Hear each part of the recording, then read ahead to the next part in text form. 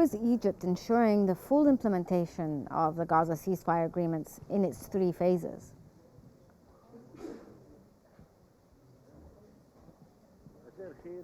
Good afternoon to you and your esteemed viewers. Absolutely, Egypt is for such an end is making a very expansive talks with all the American, Qatari, Palestinian partners of Hamas and the Israeli partners, and to say that there is an Egyptian desire of necessity to implement all the phases of the ceasefires, despite Netanyahu that says that should have a commitment of the first stage, and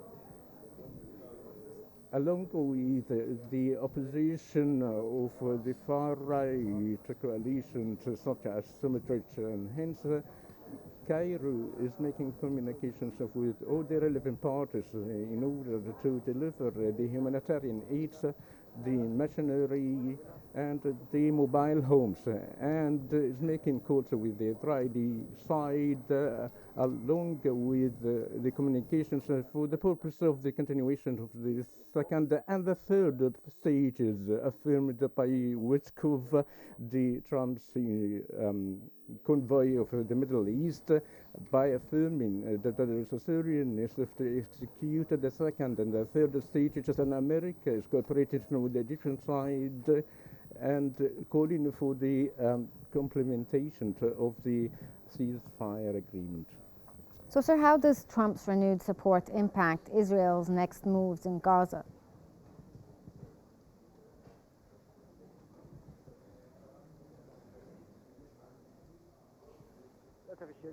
Unfortunately, Trump, since taking office, provided 3 presents for Netanyahu.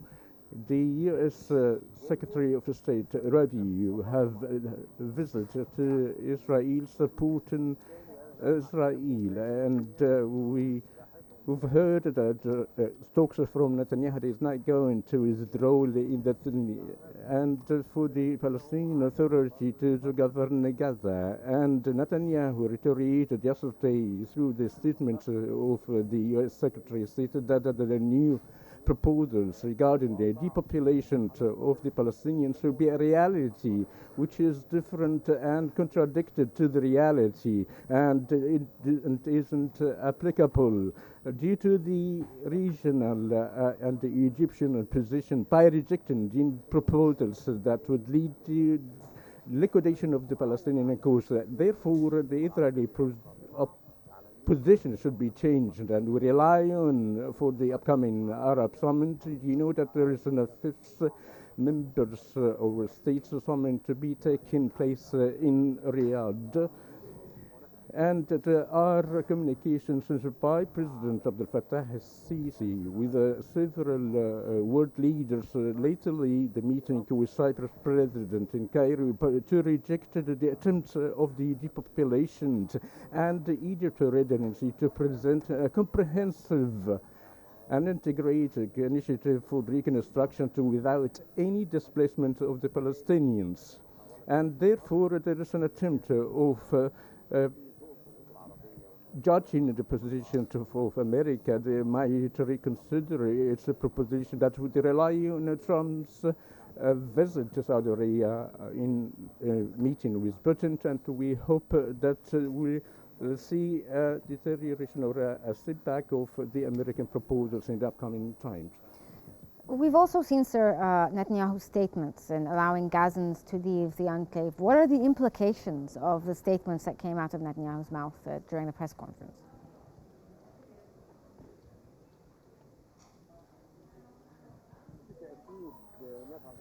Certainly, all these proposals are unrealistic and cannot be implemented in reality. You know that it would be impossible for any state in the world to pursue the displacement of 2.4 million people in a space of land of 65 kilometers. Where they go?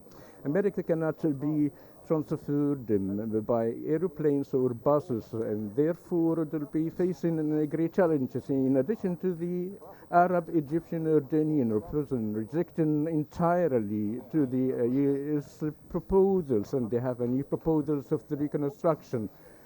And there is an counter project that will be presented before the Arab summit. And there is also international and European rejection, even Russia, and playing a great role in rejecting this proposal. And I think this proposal will be failed as the reality that will prevent any attempt of displacement, a change in the geography, as well as the amount of the populations of the Gazans in the West Bank.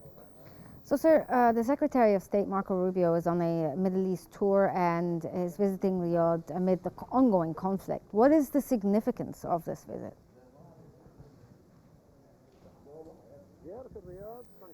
The Riyadh's visit will tackle two files. The first one, the participation with the U.S. National Security Counselor, as well as Witkoff, the U.S. American envoy, in tackling the details by convening an upcoming summit between America and Russia in Riyadh to address the Ukrainian